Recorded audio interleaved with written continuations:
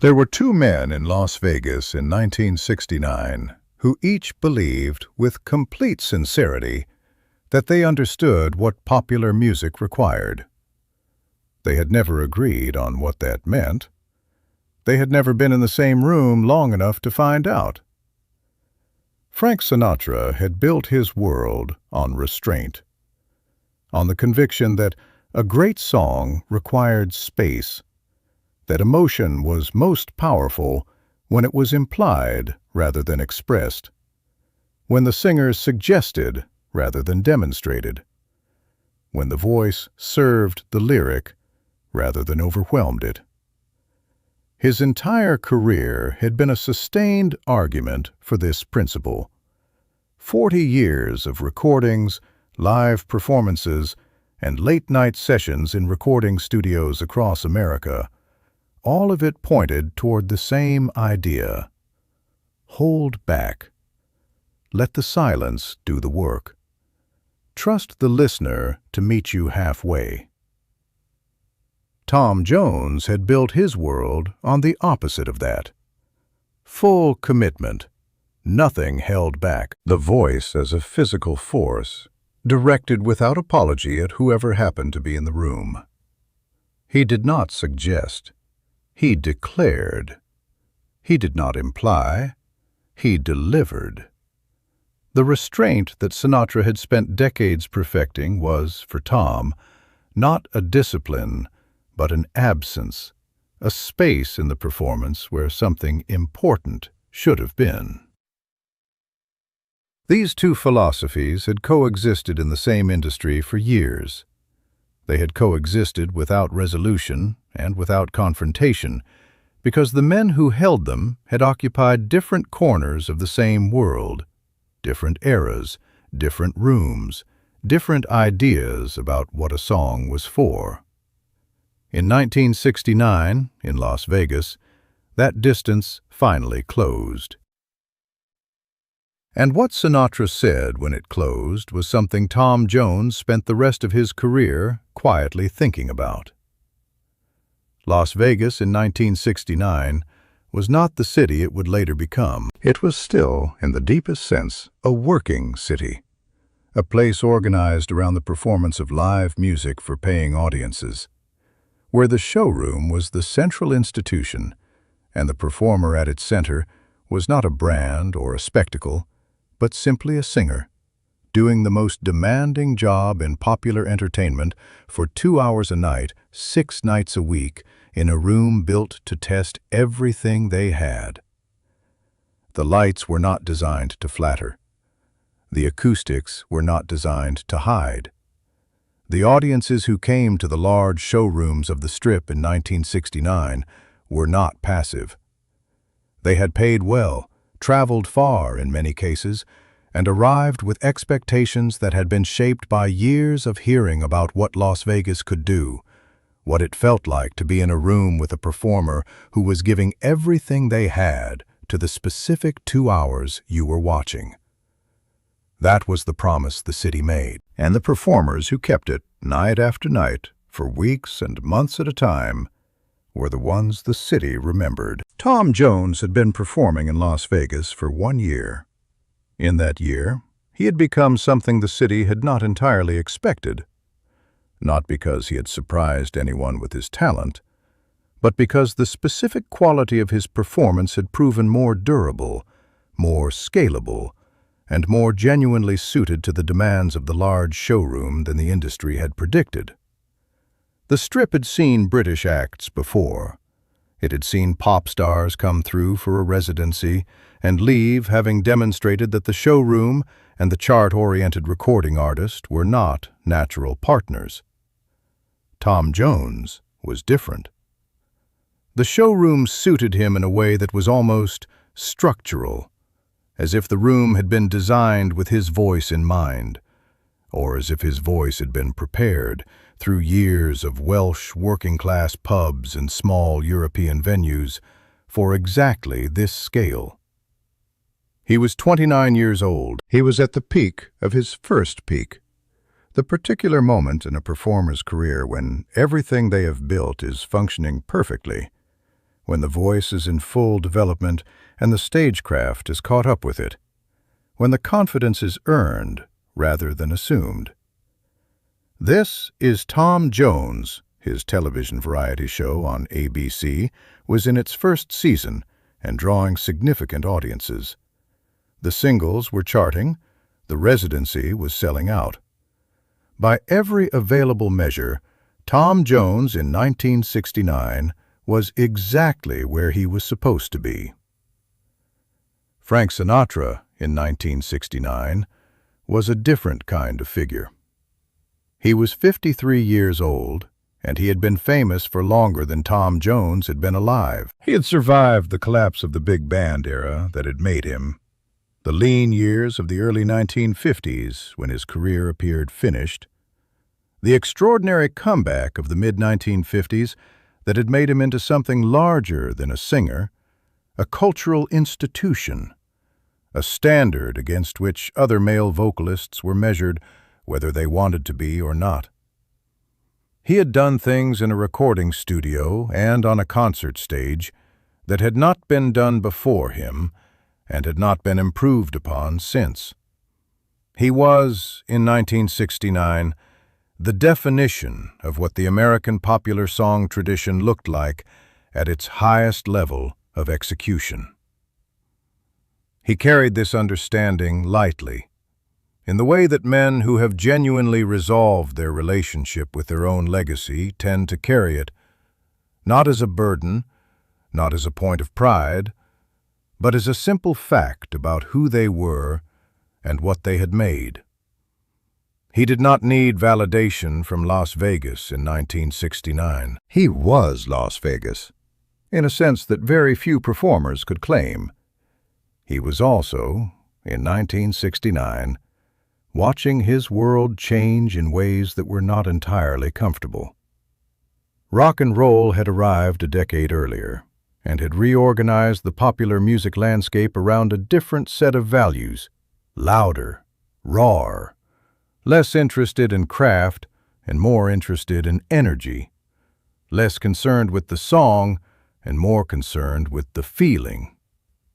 The Rat Pack era, which had been the dominant culture of Las Vegas for most of the previous decade, was giving way to something that had different edges. Frank Sinatra was still Frank Sinatra.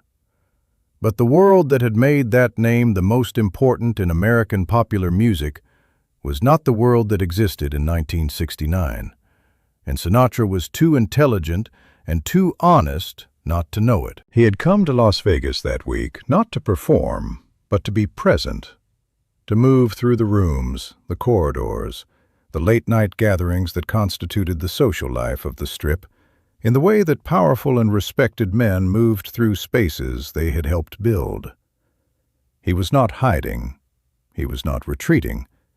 He was simply doing what he always did when he was in a city that had partly been shaped by his presence, occupying it, unhurriedly, on his own terms. At some point during that week, he was in the same building as Tom Jones. The accounts of exactly how it happened are the kind of accounts that backstage encounters from that era tend to produce, slightly inconsistent in their details, consistent in their emotional shape. What is agreed upon is that the two men found themselves briefly in the same corridor, away from the crowd, in the specific quiet that exists backstage in Las Vegas between the end of a performance and the beginning of whatever comes next. Sinatra had watched at least part of Tom's performance that evening. He had been in the wings, or near them, in the way that performers with standing in a room sometimes find themselves watching from the side without quite meaning to. He had seen what the room did when Tom was in it. He had seen an audience in the process of being changed by a voice. Not persuaded, not charmed, not entertained in the conventional sense, but physically altered, in the way that very loud, very direct music alters the people it reaches. And then, in the corridor, he said what he said. The people nearby, a stagehand, a member of Tom's team, someone from the production, were close enough to hear it. None of them forgot it. It was not long. It was not a speech or an assessment or anything that required time to deliver. It was the kind of thing that Frank Sinatra said when he was being honest, brief, specific, arriving without preamble, leaving without elaboration. Tom heard it. He understood the words. He thanked Sinatra, and Sinatra moved on, and the evening continued in the way that evenings in Las Vegas continued, from one room to the next, from one conversation to the next, from one performance to the memory of it. What Sinatra had said was this: that Tom Jones gave the audience everything, that there was nothing left at the end, that the room got all of it, every note, every movement, every reserve of energy and intention that Tom had carried into the showroom, and that by the time the performance was finished, he had given it away completely. Tom heard this as admiration. It arrived in the register of admiration. The tone, the directness, the absence of any qualification that would have softened or complicated it. And in 1969, with the showroom full every night and the television program drawing audiences in the tens of millions, there was no particular reason to receive it any other way. Giving the audience everything was what he had always done.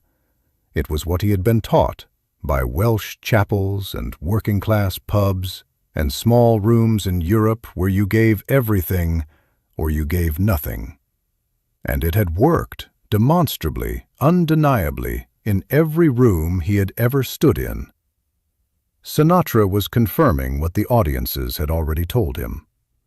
He went back to the showroom and performed the next night with everything he had, because that was what you did. That was what the room required. He did not begin to understand the other part of what Sinatra had said until much later. Not until the 1980s, when the industry had moved in directions that left less room for the approach he had perfected. Not until he had experienced firsthand the particular exhaustion that comes from giving everything to every room for 20 years without building in any reserve.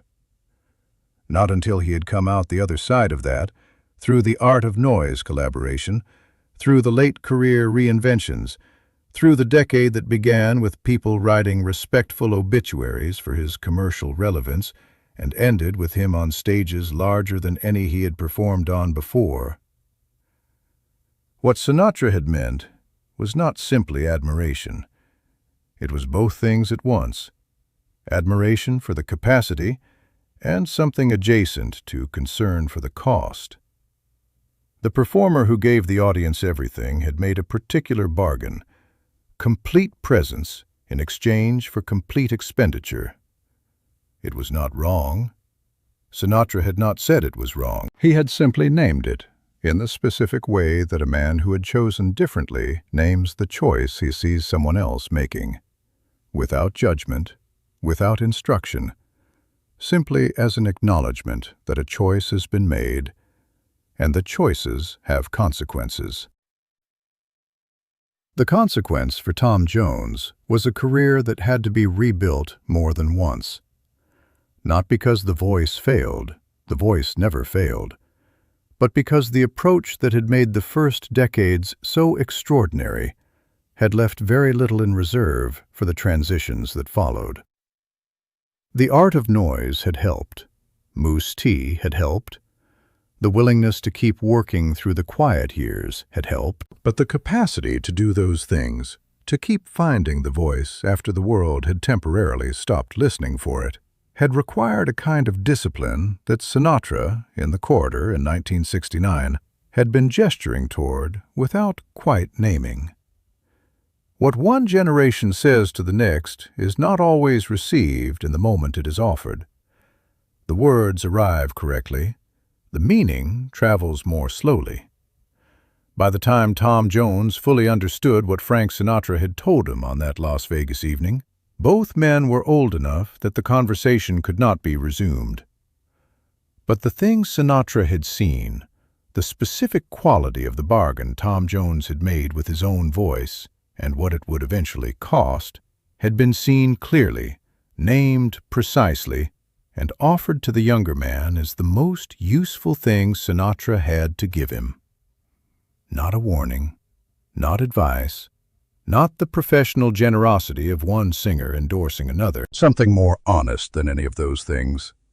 The observation, offered once in a corridor by a man who had chosen differently, of what it looked like from the outside to give an audience everything you had. Tom Jones gave them everything. Frank Sinatra saw it, named it, and walked away. The room always got all of it. That was the bargain. And it was, as Sinatra had understood without saying directly, both the source of the power and the shape of the cost.